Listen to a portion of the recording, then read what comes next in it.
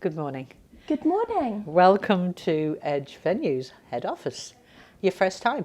First time in this new office, yes, super location. And when I came in, it was lovely to see such a happy and excited team on the other side of the door. So thank you. Yeah, we're pretty vibrant. But this morning, I have the pleasure of welcoming Danielle Bounds, Sales Director of ICC Wales, to join me on the couch, the hot seat, to talk about Martyn's Law. You've been very involved in this from the get-go, really, following a catastrophic event that has absolutely changed our industry and is set to change it even more. Can you talk us through the beginnings of where Martyn's Law has come from, please? Absolutely. So back in 2017, the Manchester Arena terror attack happened. And, as you say, catastrophic. 22 people lost their lives and many more were injured. And really from that was born a urge to make the industry better, safer.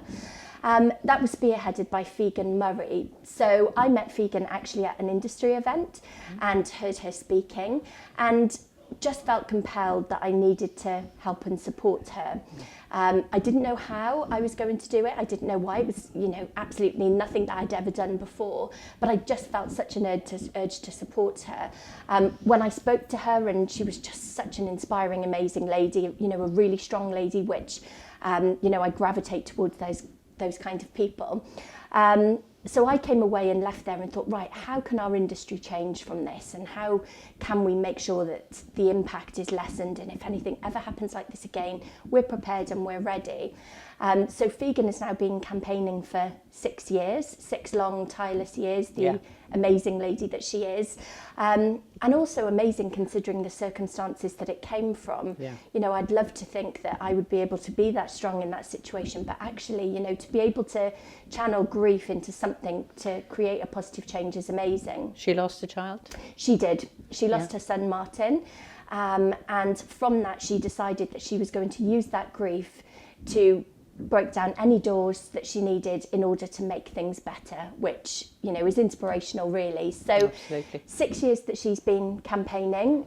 It's actually really timely that we're chatting today because on Tuesday this week, it actually had its second reading in the House of Lords. So 6 years is a really long time, and obviously even more time to come before it actually becomes law. But part of that journey, I think, is the change that we're all making already. Yeah.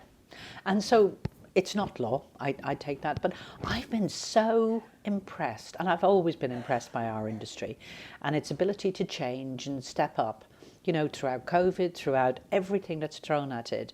But the industry has already changed, hasn't it? And it's already standing up and taking on board some of the messaging that's coming from what is hoping to be passed at government level.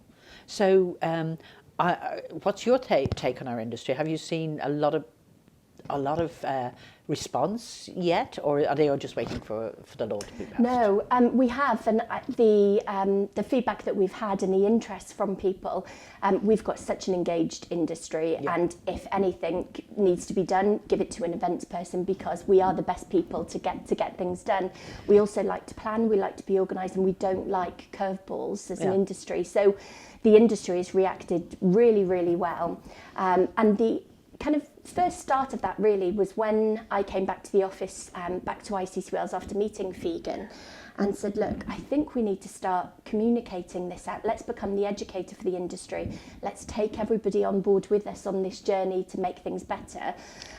So we created a survey, and I was praying that we had good responses and that the responses were that actually people wanted to know more. So I waited nervously while all the responses came back in, and when you looked at the level of knowledge at that point on Martyn's Law, it was so low. But what was really motivating and inspirational really was the amount that people wanted to know. 79% of people wanted to know how it was going to affect them, what changes they needed to make, and wanted to get the training and the support in order to take it forward. So the appetite has always been there, and for me it's such a joy hearing it kind of spreading out through the industry, across corporate clients, event agencies, across industry bodies. Everybody is really embracing it, which is really important, because you shouldn't just do something because it's the law. You should do it because it's the right thing to do. That's very true. But equally, we probably have some people in the industry. I was involved with you fairly early on, and you spoke to our corporate clients, which was great. Thank you very much. But, you know, we also have people who often drag their feet.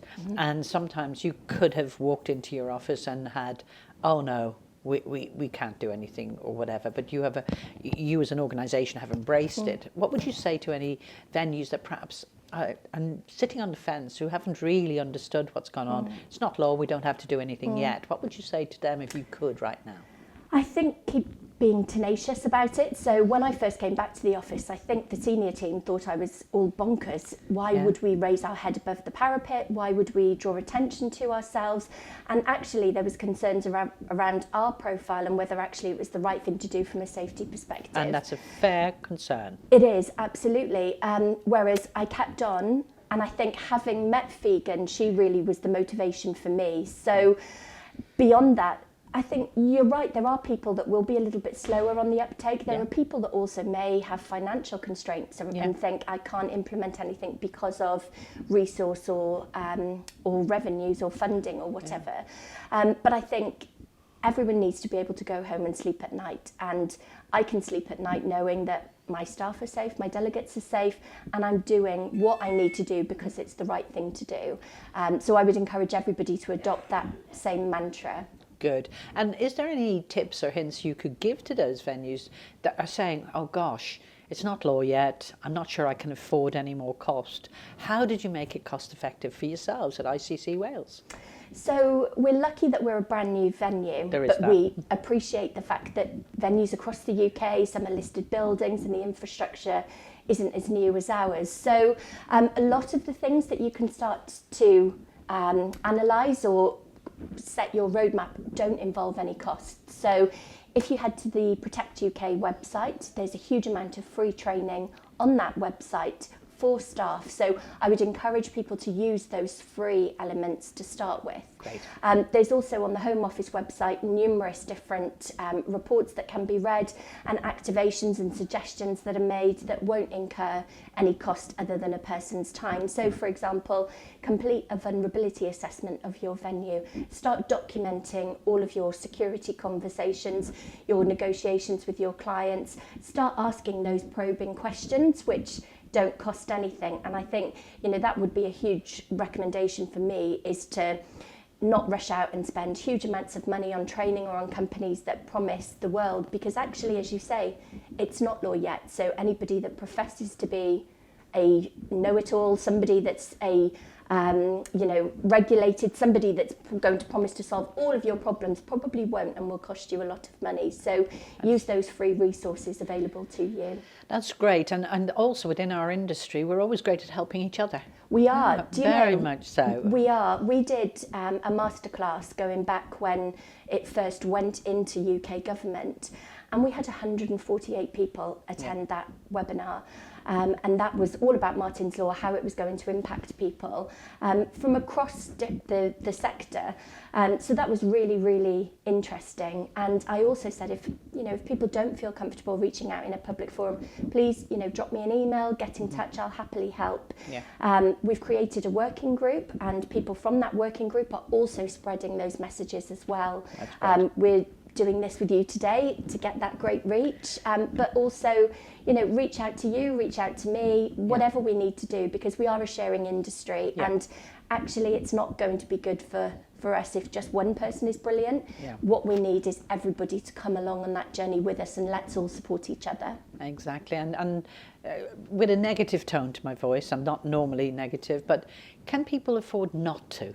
I mean, even if it doesn't become law, can they really afford not to take this on board? I would say no. And I think looking, so some of the recommendations that came out of Tuesday stipulated a figure that they feel it's going to cost business, because after the nightmare last couple of years that we've had with We just don't have it, do with we? COVID. No. Resource isn't there, as is excess money to spend on things that are not a necessity or law at the moment. So it's been set, the figure is very low, less than £500 for a small business. Oh, that's pretty and good. Just £1,000 for a larger scale business. So the government is saying, please don't worry, this is the maximum that it will cost you in terms of resource or money. So I feel though people can't not do it. Yeah. They can't not. And even from a moral perspective, yeah. I think anybody that wants to be able to be in control and look after people and make sure people are safe, it's something that you just can't let go. No, I totally agree with you there, totally. So with all of this in mind, what does the future hold? I mean, if we were sitting here this time next year, what would you really like to see? I know, I love putting you on the spot. So we are due a date now for the committee hearing, which will be heard in UK government on next steps. That's likely to be scrutinised over a couple of days. Some of the details around the draft bill so far will be changed and scrutinised. So this time next year, I would love for the law to be passed, the regulator to be set up, and us all to continue that sharing journey where we're all helping each other to all have safer venues and public accessible locations. That's great. Now, sometimes in our industry, we all have to have badges. We all have to have ISO. We have to have something that says to people, we are regulated on this. Do you envisage a badge with Martyn's Law, or should it ever go there? Because in a way, it's extra costs, but it does reassure corporate buyers and families or whoever is attending an event in a venue. Or should it be that everyone will have to comply anyway, and there isn't that extra cost of having to fulfil yet another accreditation within our industry? What's your views on that? So it will be regulated, and there will be fines imposed to businesses that don't comply. Yeah. There will be a regulator that oversees that, making sure that everyone is doing what they need to do. I like a badge. I like people to have a very clear directive in terms of what they've achieved and the work that they've put in, but I also don't want it to be a barrier with cost or time. So I would love for it to be adopted by as many businesses as possible by this time next year, the law running and everyone supporting each other. That would be great. Now, I know the next piece is going to be uncomfortable for you, but you personally have received a certain amount of recognition and accolades in the last year, and rightly so. How do you feel about this? And do you feel that this is great for our industry to be recognised in this way? Because often we're the unsung heroes, aren't we?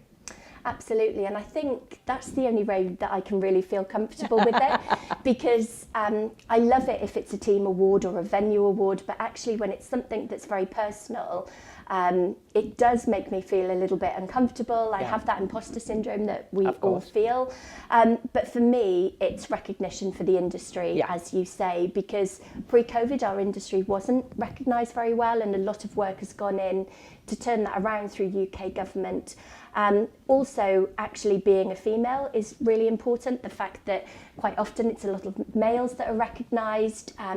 Somebody as well that I still feel like I'm new into the industry. I remember when we first met and I thought, my gosh, this is Jacqui, the icon of the industry. And so I still feel fairly new to the industry. And I think the other bit that I really like is what it does for my team.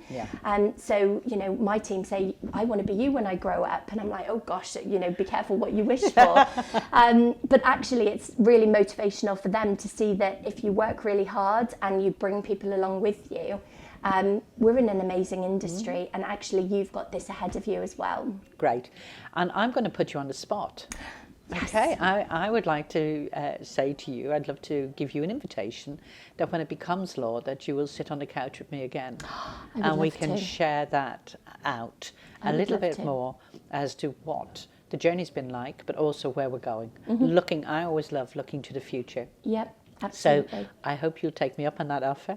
I would love to, thank you. And I appreciate the offer to come along today, and also to discuss it when it's law as well, because it's going to affect all of us. So well done for being so proactive. Thank you very much again. Thank you. Cheers, Danielle.